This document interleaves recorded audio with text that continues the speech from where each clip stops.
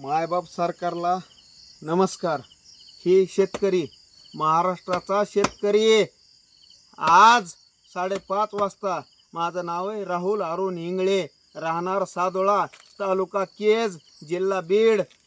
5 acre केळी, 5 acre केळीचं ही नुकसान झालेलं आहे। मायबाप सरकारनं बघावं काय झालंय आणि काय नाही। ह्या सरकारनं काय करायचंय? शेतकरी तुमच्या घरी येऊन भीक मागत नाही, ही फक्त एवढंच सांगणं।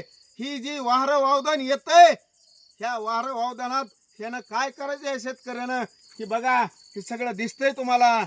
तुमचं इमे आणि तुमचं पीक कर्ज कुठं जातंय? काय करायचं आम्ही? ही एवढी पोटाच्या स्वतःच्या लेकरासारखी सांभाळलेली केळी माझी ही, आणि ह्या केळीचं ही नुकसान झालेलं आहे। हे मायबाप सरकारच्या पर्यंत जावं म्हणून विनंती। आम्हाला भीक नकोय, फक्त हक्काचंच द्या। तुम्ही म्हणताय ना पंचनामे व्हायलेत, तलाठी यायलेत, ग्रामसेवक यायलाय, कुठं आहेत?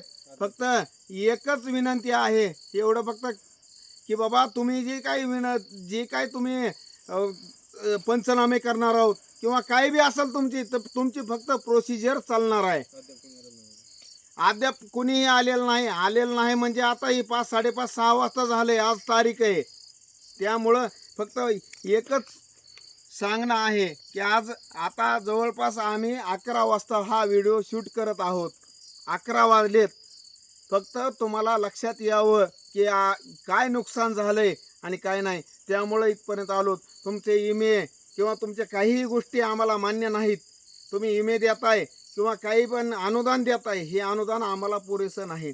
आणि आज ही जवळपास माझी 5 एकरची बाग आहे, आणि आमचा जर एरिया जर तुम्ही लक्षात घेतला, संबंध पंचकृषीतला जवळपास 100 एकरामधल्या सगळ्या शेतकऱ्याचं हे एवढं नुकसान झालेलं आहे। ही फक्त व्हिडिओ सादोळा गावातील, तालुका केज आणि जिल्हा बीड यातूनच मी ही करतोय।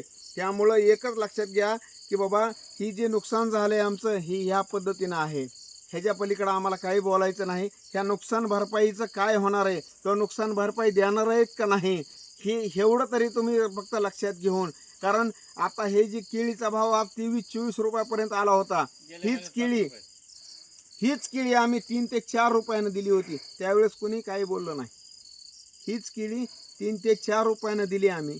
आज 23-24 रुपये भाव आहे। सगळे व्यापारी आमच्याकडे मागायला आले होते, येणार होते। महिनाभरामध्ये आमच्या केळी निघणार होत्या। ह्याला आम्ही लाखावर खर्च केलेला आहे, पण हा खर्च काय निघायचा? आम्हाला खर्च जाऊ द्यात, पण जेवढं काही आम्ही आता एवढा खर्च केला, तो पण खर्च निघतो का नाही हे काय आम्हाला लक्षात येत नाही।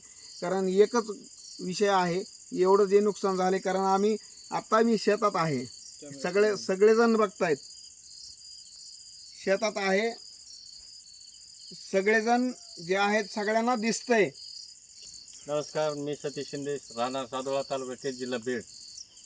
आज 5 वाजता 5:30च्या दरम्यान जे वारं आलं, त्याच्यामध्ये आमच्या गावातील 70 एकर केळीचं नुकसान झालंय। 70 एकर केळी अशी पडलेली आहे। बघा ती केळी कशी झाली, यायला झालेली केळी सगळे असे नुकसान झालंय, सगळं अर्ध्यातून मोडून गेली केळी।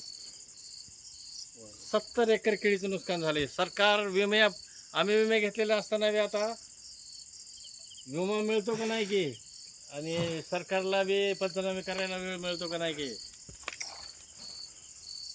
अशी जातच नाही जात।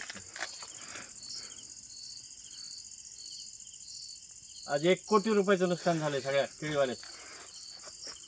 आंबेवाल्याचे आंबे पडले, केळीचं सगळ्यात जास्त नुकसान झालं आमच्या गावात।